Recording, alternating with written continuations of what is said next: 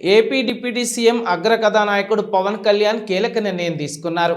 ఆయన కీలక పాత్రలో నటించిన historical action movie Harihara Veeramallu ఈ చిత్రం కోసం పవన్ తీసుకున్న పారితోషికాన్ని తిరిగి ఇచ్చేస్తున్నట్లు తాజాగా ప్రకటించారు.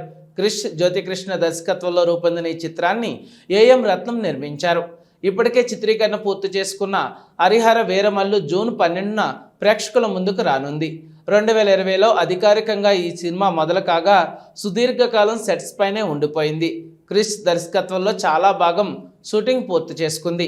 పవన్ కళ్యాణ్ రాజకీయంగా బిజీ కావడంతో సినిమా మరింత ఆలస్యం అవుతూ వచ్చింది. గత ఏడాది జరిగిన ఎన్నికల్లో కూటమి ప్రభుత్వం విజయం సాధించడంతో పవన్ ఏపీ డిప్యూటీ సీఎం అయ్యారు.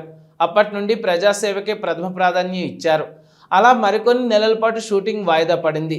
ఎట్టకేలకు ఇటీవలే ఏఎం రత్నం తనయుడు జ్యోతికృష్ణ దర్శకత్వంలో చిత్రీకరణ పూర్తి చేసుకుంది. ప్రస్తుతం నిర్మాణానంతర కార్యక్రమాలు జరుపుకుంటోంది.